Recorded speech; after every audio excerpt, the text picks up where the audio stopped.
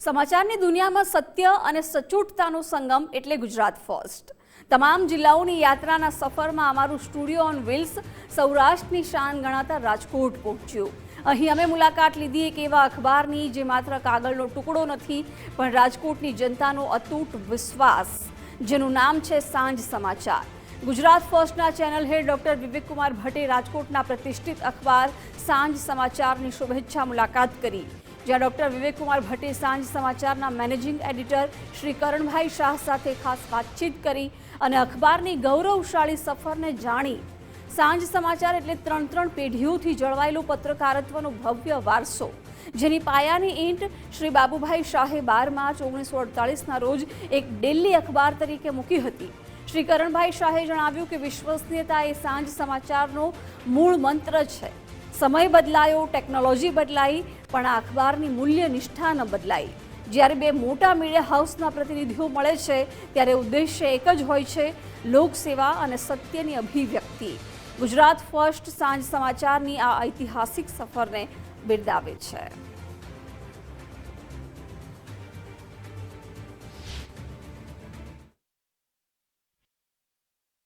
નમસ્કાર. Studio on wheels પહોંચી ગયું છે રાજકોટ, અને જ્યારે રાજકોટ આવો ત્યારે તમારે એક છાપાની મુલાકાત અવશ્ય લેવી જોઈએ, અને એ છે સાંજ સમાચાર. અને સાંજના ગુજરાતી અખબારોમાં સૌથી વધુ નકલો ફેલાવતું ધરાવતું સાંજ સમાચાર એક ઇવનિંગ ન્યૂઝપેપર. 3 પેઢીઓથી આ ન્યૂઝપેપર ચાલે છે, અને આજે આપણે ત્રીજી પેઢીથી મળીશું Karanbhai શાહથી. Karanbhai, welcome. First of all આપનું વેલકમ. Thank you. આપ સ્ટુડિયો ઓન વ્હીલ્સ ડૉક્ટર વિવેકભાઈ ભટ્ટ ઘણા સમયથી ખૂબ જ અદ્ભુત એક ઇનોવેશન સાથેનું આ મીડિયા કહી શકાય કે અલગ અલગ જિલ્લાઓમાં જવું. છેલ્લા હમણાં જ વાત થતી હતી કે 3 મહિનાથી ઉપર થઈ ગયું છે, અને આ 4થો મહિનો છે, અને હવે તેમનો મુકામ રાજકોટમાં રહેશે. તેથી આપનું અને આપની ટીમનું સ્વાગત કરીએ છીએ.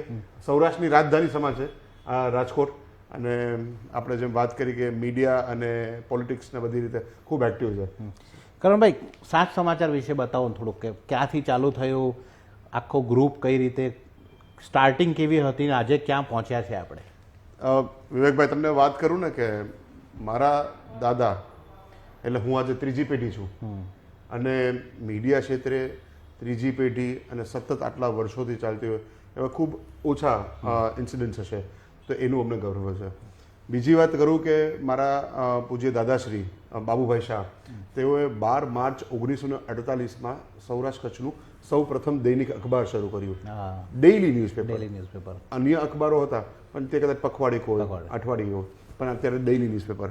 અને ત્યારબાદ 15 ઓગસ્ટ 1986માં સાંજનું છાપું. એવું કહેવાય છે કે સૌરાષ્ટ્રમાં 2 વખત સૂર્યોદય થાય છે, કે સાંજે પણ લોકો જ્યારે એક લાઈફસ્ટાઈલ છે વર્ષોની કે 2 થી 4 થોડો આરામ કરે અને 4 વાગ્યા બાદ ફરી એકવાર એ લોકોના હાથમાં અખબાર જોઈએ કે ભાઈ શું થયું. તો ત્યારે સ્થાનિક સમાચારો આવે. એ સમયમાં વોકલ ફોર લોકલ કહી શકાય એ પ્રકારનું, કે સૌથી નાનામાં નાના માણસનું સ્થાનિકમાં સ્થાનિક સમાચાર આવી જાય એ પ્રકારનું આવરી લે, એટલે એ આપણું સાંજે અખબાર સાંજ સમાચાર. અને એ બાપુજીના વિચારો કે ગામે ગામના સમાચારો લઈ લે, સોસાયટી હોય, કોઈ પણ હોય. આજે આપણે જ્યાં બેઠા છીએ આપણા ઓફિસમાં, યુ વિલ બી સરપ્રાઇઝ કે every day there are around દરરોજના ત્યાં અહીંયા 400 થી 500ના વોક-ઇન હોય છે. એ લોકોની ક્યાંક ને ક્યાંક કોઈકને સમસ્યા હોય છે, કોઈકની કંઈક અચીવમેન્ટ હોય છે, કોઈક અગર એના સોસાયટીમાં માતાજીનો માંડવો પણ કરે ને તો અહીંયા કે ભાઈ અમને આપવું છે પેપર, અમે આપણે કે વેલકમ, આવો, વાંધો નહીં. કોઈ સમાજલક્ષી કાર્યક્રમ કરે, કોઈને કંઈક નાની મોટી તકલીફો હોય કે પોતાના શહેરી વિસ્તાર ગલીની કોઈ પણ વી આર દેર. આ સાથે આપણે નેશનલ, ઇન્ટરનેશનલ એ જે આપણું જર્નલિઝમના મૂળ વેલ્યુઝ છે એ તો રાખી જ છીએ, કે એમાં સતત અપડેટેડ રહીએ છીએ, ને એ તો આપણે હંમેશા આપતા રહ્યા છીએ.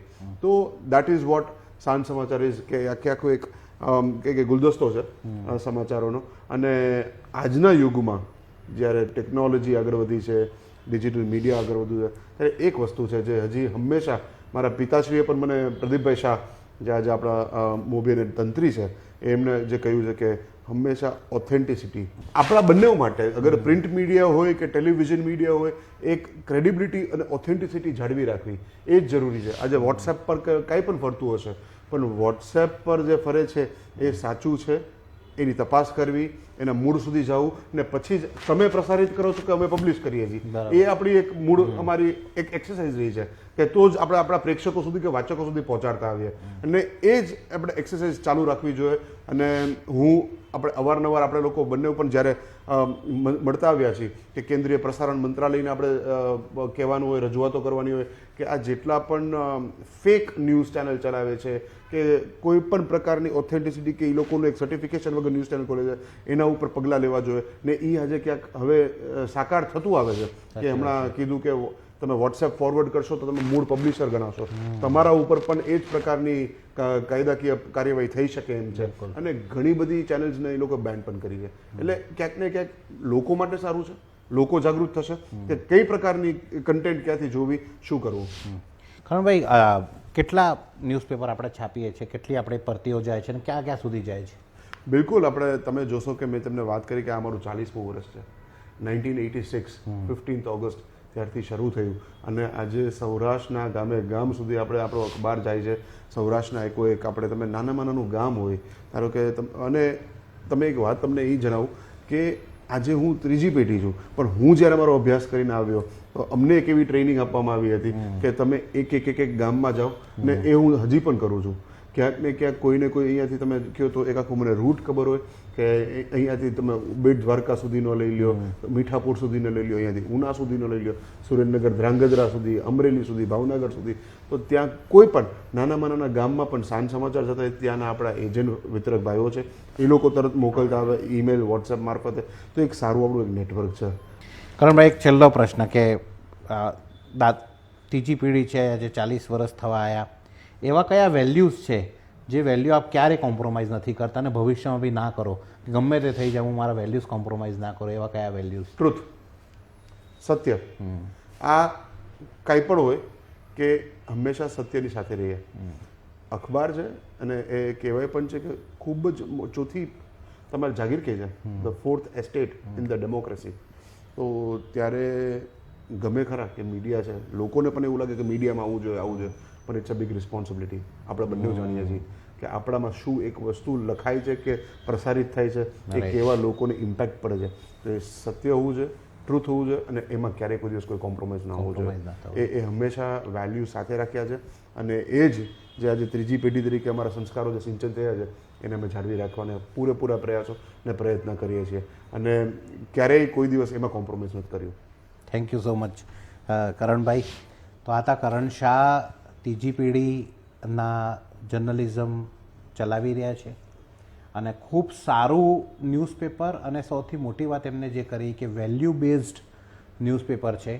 અને એક આશ્ચર્યની વાત કહું છું કે અમારા મીડિયામાં બહુ હરીફાઈ હોય છે, પણ આજે ત્રીજી પેઢીના ખાલી તંત્રીમાં નહીં પણ ત્રીજી પેઢીમાં આજે ડિસ્ટ્રિક્ટમાં જે કોરસ્પોન્ડન્ટ છે એમની જ બી ત્રીજી પેઢી આમને સાથે જોડાયેલી છે. એટલે ક્યાંક ને ક્યાંક એમનું HR બહુ જ તગડું છે. અને જૂના HRને જો વાત કરીએ તો એ છે રિલેશનશિપ. એ જ રિલેશનશિપ આજે એમના ખબરપત્રી સાથે, એમના રિપોર્ટર્સ સાથે, એમના એજન્ટ સાથે છે. અને એનાથી બી વધારે વિશેષ છે કે આજે એમનું કહેવું છે કે લગભગ 300-400 લોકોનો વોકિંગ થાય છે. એટલે જે વાચકો છે એમને સાથે એમના રિલેશનશિપ બહુ જ સારા છે ને એ જ કારણ છે કે સાંજ સમાચાર એક ડિફરન્ટ ન્યૂઝપેપર બને છે, સૌરાષ્ટ્રની આવાજ બને છે, એની ધડકન બને છે. ખૂબ ખૂબ ધન્યવાદ.